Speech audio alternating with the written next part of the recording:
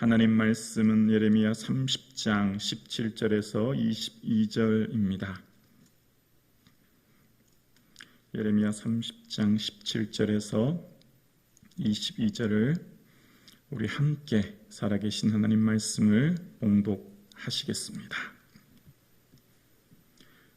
구약성경 1099면 예레미야 30장 17절에서 22절입니다. 함께요. 여호와의 말씀이니라. 그들이 쫓겨난 자라 하매 시온을 찾는 자가 없은즉 내가 너의 상처로부터 새살이 돋아나게 하여 너를 고쳐주리라. 여호와께서 말씀하시니라. 보라, 내가 야곱 장막의 포로들을 돌아오게 할 것이고 그 거처들의 사랑을 베풀 것이라. 성읍은 그 폐허가 된 언덕 위에 건축될 것이요 그 보르는 규정에 따라 사람이 살게 되리라. 그들에게서 감사하는 소리가 나오고 즐거워하는 자들의 소리가 나오리라. 내가 그들을 번성하게 하리니 그들의 수가 줄어들지 아니하겠고 내가 그들을 존귀하게 하리니 그들은 비천하여지지 아니하리라. 그들의 자손은 예전과 같겠고 그 회중은 내 앞에 굳게 설 것이며 그를 압박하는 모든 사람은 내가 다 벌하리라. 그 영도자는 그들 중에서 나올 것이요 그 통치자도 그들 중에서 나오리라. 내가 그를 가까이 오게 하리니 그가 내게 가까이 오리라. 참으로 담대한 마음으로 내게 가까이 올 자가 누구냐? 여호와의 말씀이니라. 너희는 내 백성이 되겠고 나는 너희들의 하나님이 되리라. 아멘. 오늘 본문의 이 말씀이 저와 여러분의 삶 가운데 충만히 이루어질 수 있기를 주의 이름으로 축복합니다. 아멘. 먼저 앞에 예레미야 이 앞 본문들을 잠깐 살펴보면서 오늘 본문을 함께 살펴보려고 합니다. 예레미야에 대한 전체적인 배경을 한번 보고 말씀을 살펴볼 텐데요. 예레미야가 활동했던 시기는 예루살렘이 멸망하기 직전과 그 직후에 말씀을 선포했던 선지자입니다. 그래서 이스라엘 역사의 가장 어둡고 가장 고난스러운 시기에, 고통의 시기에 예레미야가 활동했고요. 그래서 예레미야의 삶을 눈물의 선지자라고 이야기합니다. 왜냐하면 이스라엘의 멸망을 선포하는 것으로 인하여 고통스러운 그 예언을 해야 되기 때문이었습니다. 그러나 아주 중요한 한 가지가 있습니다. 가장 어둡고 가장 절망적이고 가장 고난의 시간이지만 예레미야를 통해서 하나님은 새 언약을 선포하십니다. 그러니까 율법의 시대가 종식되고 새 언약을 선포케 하시는 하나님의 은혜를 발견하게 되는 겁니다. 예레미야가 태어났을 때는요, 남유다의 가장 악한 왕인 므낫세 왕이 통치했던 시기입니다. 그는 그때 태어나서 이제 성전을 막 수리하고 개혁하는 요시야 왕 때 부름을 받아서 사역하게 되는데요. 그때 하나님께서는 예레미야를 통해서 이스라엘을 뽑고 파괴하고 파멸하고 넘어뜨리고 건설하고 심게 한다. 그런 말씀을 듣는 겁니다. 예언을 듣는 겁니다. 그러니 이스라엘을 파괴하고 넘어뜨리는 그 예언의 말씀이 얼마나 마음이 아프고 힘들었겠습니까?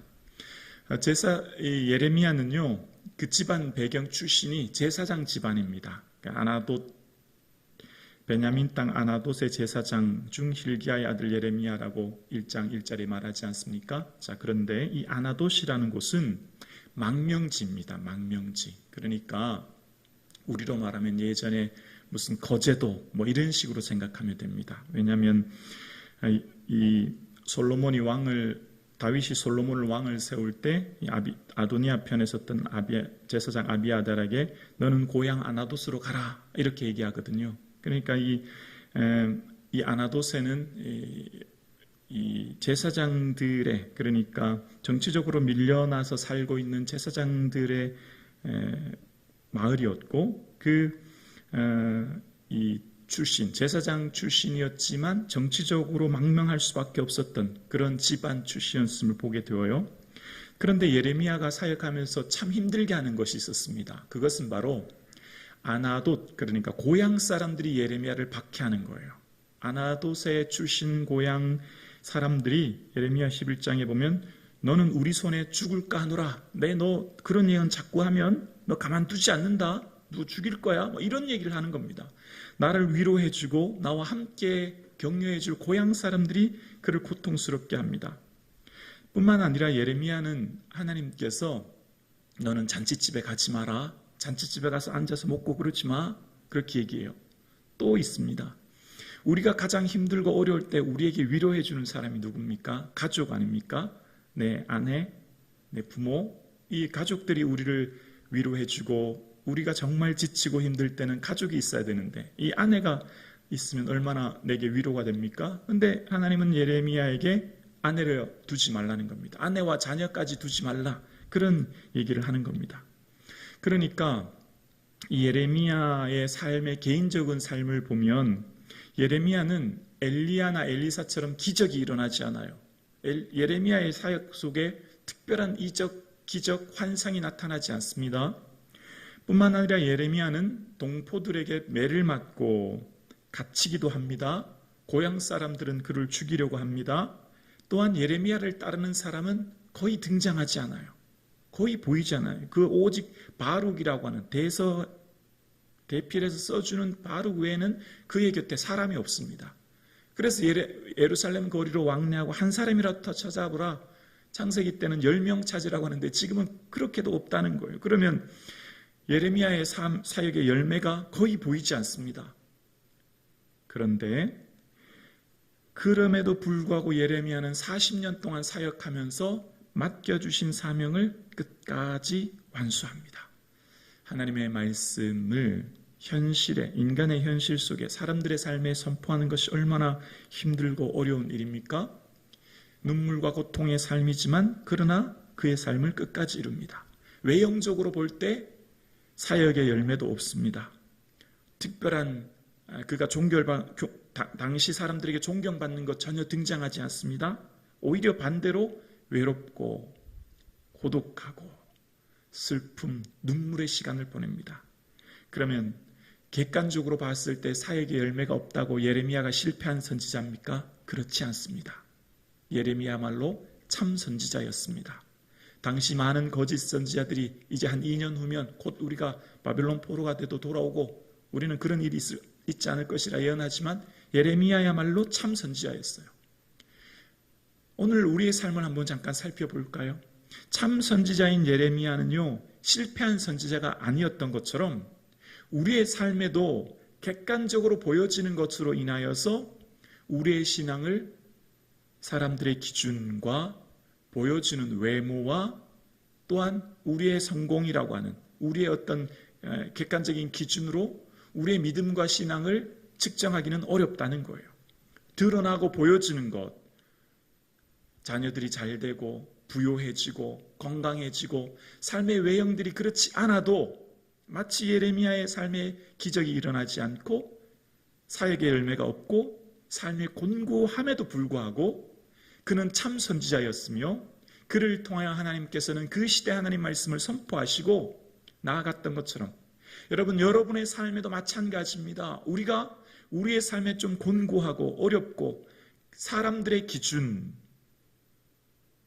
부합하지 않은 것들이 있어도 우리의 삶에 낙심하지 않고 참 선지자였던 예레미야, 그는 40년 동안 자신의 사명을 충실히 이루어갔던 것처럼 믿음 안에 말씀 붙들고 주님을 소망 삼아 오늘도 살아가실 수 있기를 주의 이름으로 축원합니다. 아멘이시죠?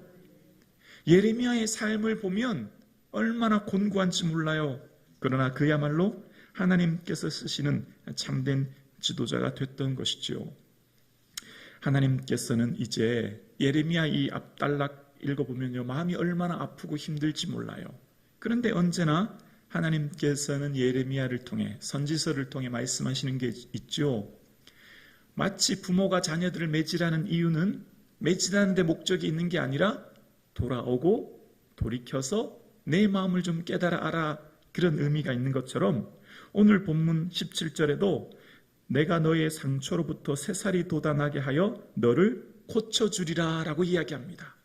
예루살렘의 심판을 예언하고 그들로 통하여서 고통을 주는 것은 징계의 목적이 있는 게 아니라 마치 자식을 회초리한 후에 자는 자식 종아리에 연고를 발라주는 부모님처럼 하나님 마음이 여기 있는 거예요.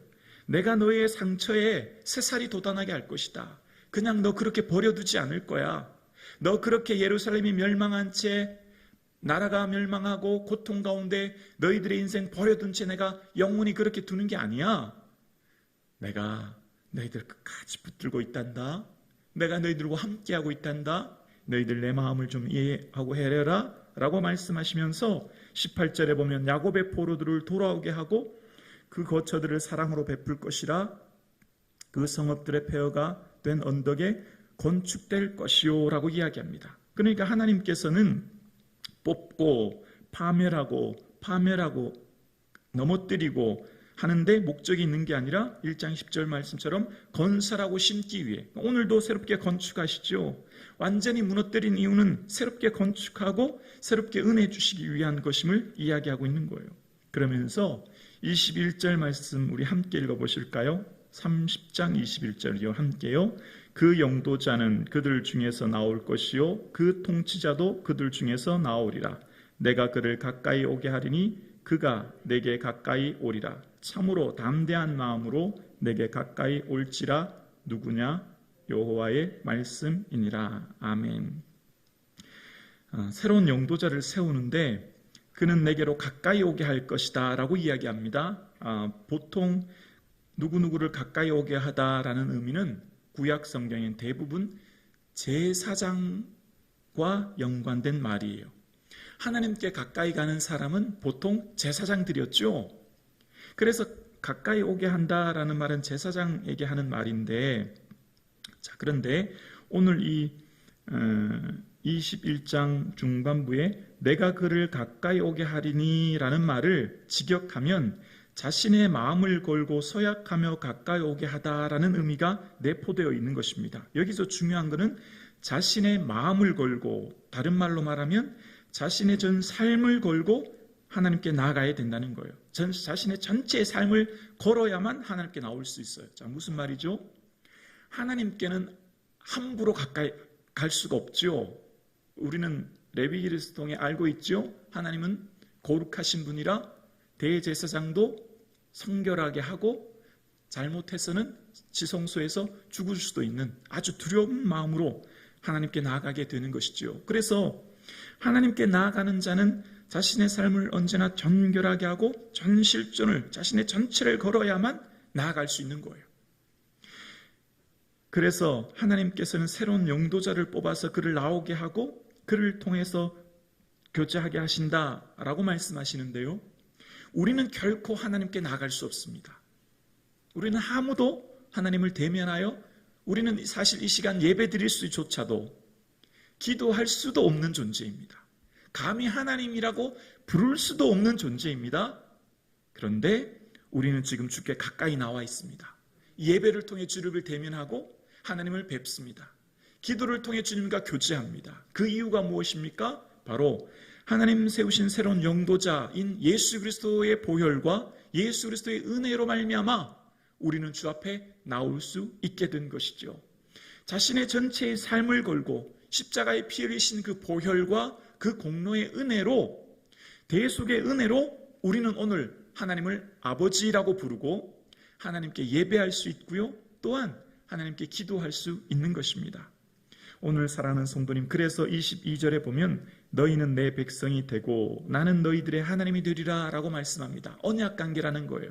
얘들아, 너희들의 삶이 공고하고 힘들지? 마치 내가 너희들을 영원히 버린 것 같고 너희들의 삶이 고통과 아픔의 연속이지? 그러나 걱정하지 마라. 너는 내 백성이야. 내 자녀야. 나는 너의 하나님이야. 영원한 언약 관계로 버리지 않아 라고 말씀하고 계신 거예요. 예레미야를 통해 하나님께서는 너희를 향한 내 생각은 평안이요 재앙이 아니야. 바로 앞달라 29장에 말씀하셨던 것처럼 너희들의 삶이 그냥 그렇게 버려두는 인생이 아니다. 내가 너와 함께 할 거야. 상처로부터 새살이 돋아나게 하고 너희들을 예루살렘 바벨론 포로의 삶에서 예루살렘으로 돌아오게 하고 새로운 용도자를 뽑아서 나에게 가까이 오게 하며 너는 내 백성이 되게 하는 것을 너희는 깨닫게 될 거야 라고 말씀하십니다. 사랑하는 성도님, 지금의 우리의 삶이 고난과 아픔의 시간이 있을지라도 결코 하나님 우리를 버리지 아니하십니다. 아멘이시죠? 하나님 우리와 함께 하시는 거예요. 새살이 돋게 하시고 우리를 품고 계시고 우리를 자녀 삼아주시고 함께 하시는 좋으신 주님, 그 주님을 바라보실 수 있는 저와 여러분 되실 수 있기를 예수 그리스도의 이름으로 간절히 축원합니다. 기도드리겠습니다.